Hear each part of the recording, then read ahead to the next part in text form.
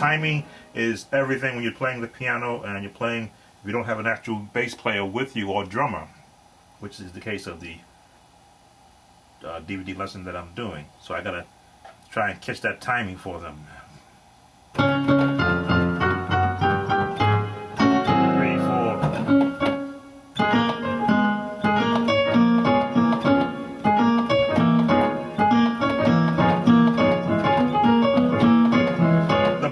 The bounce is a difficult thing to master unless you've got independent movement of both hands.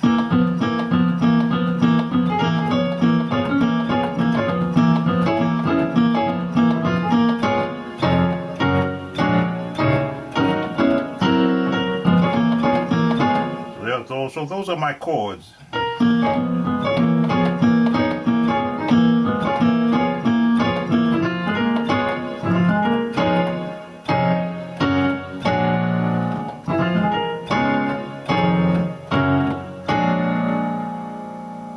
Now again, I'm not following exactly what the musicians are doing because there's so many instrumentation going.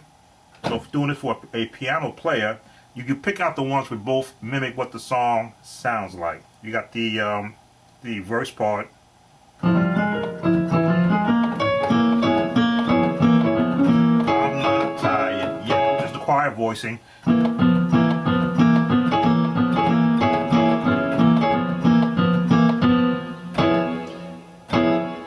Now you bring your bass in.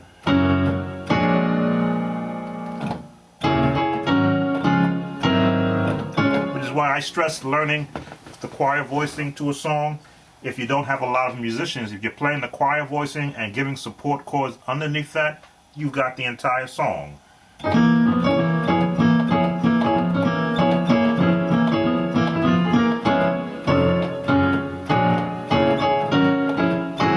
there's our turnaround. Oh, that there could be the B flat. That traditional. Or, alright, let's try it with our video now. Make sure we can get that in sync. And 1, 2, 3, and.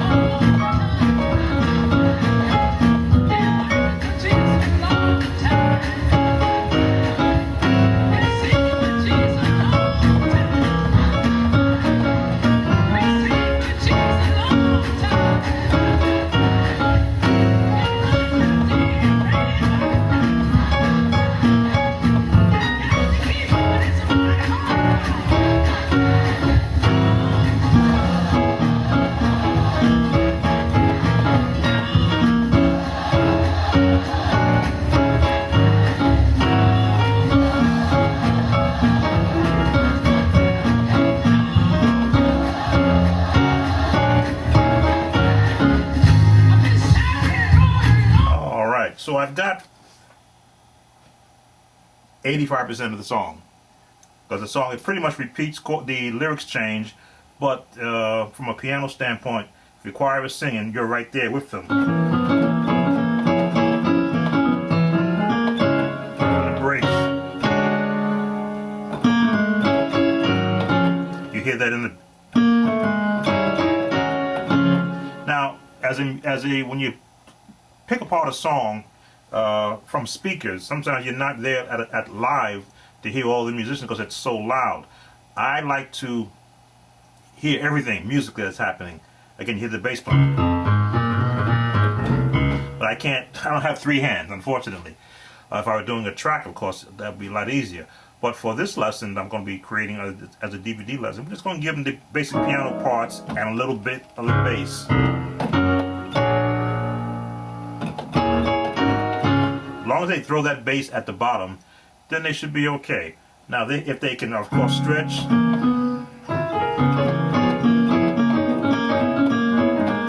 That's another version of the bounce that I like to use. If I need a bass, then I'll hold the bass versus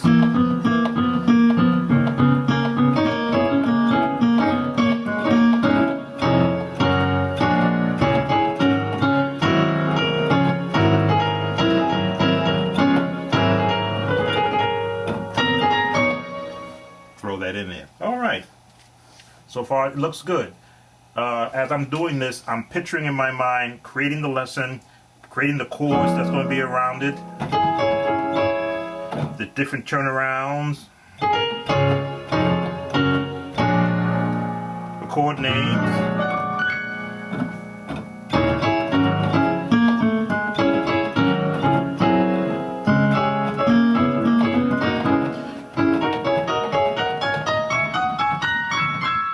I stress, of course, on my site, if you know the scales,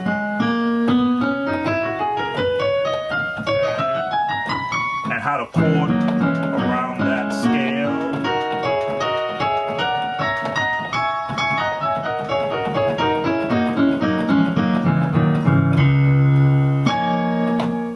It opens up, as the song is playing, what you can do versus being stuck around.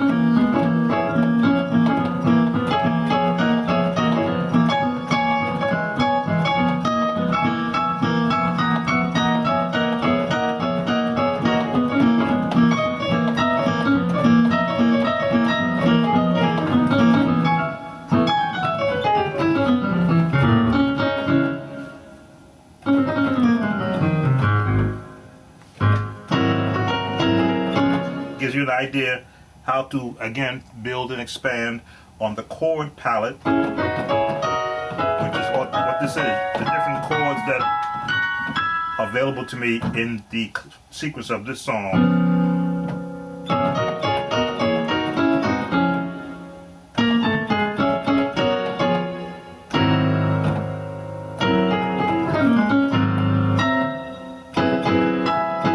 I could use that chord in there also.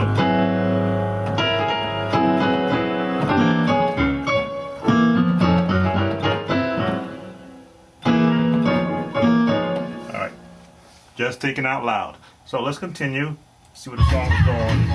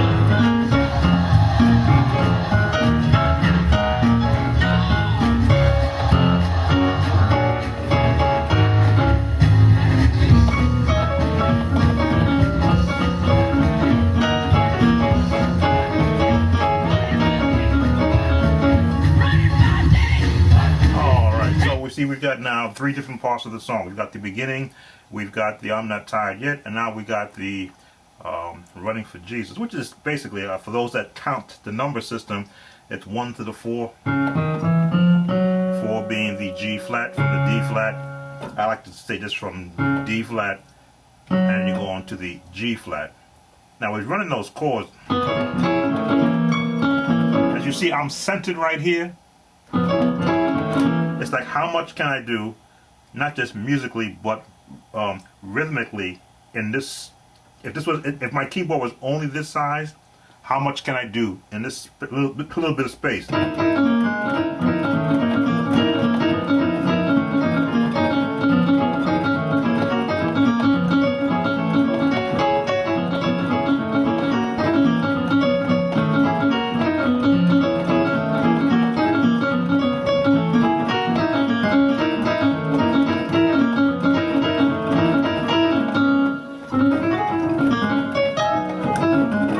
But then you expand out.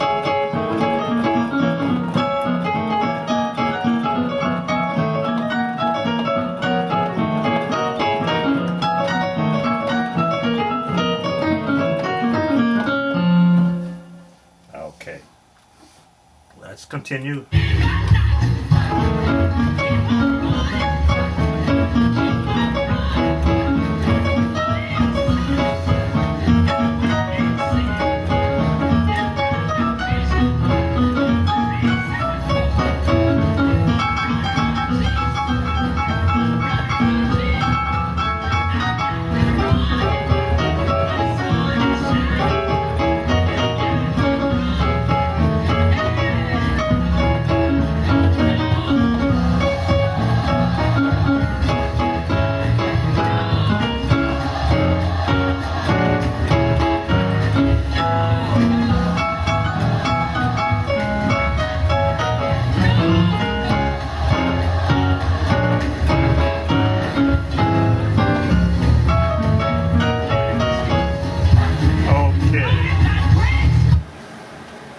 So we've got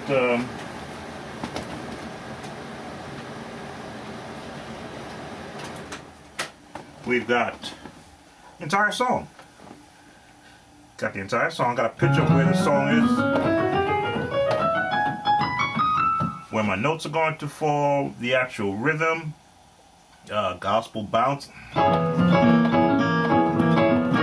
which will be a nice thing trying to teach. Of course, everybody doesn't have that automatic rhythm in their hand.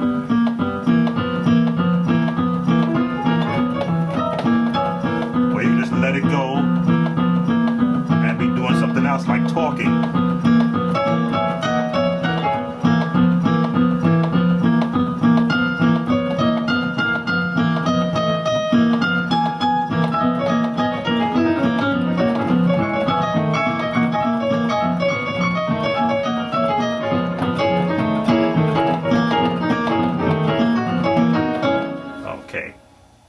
Alright, that's been a Sam Talbot Friday night quickie shed, learning the Mississippi Mass Choir I'm Not Tired Yet to create a DVD lesson. Catch you on the other side. I'm online. Take care.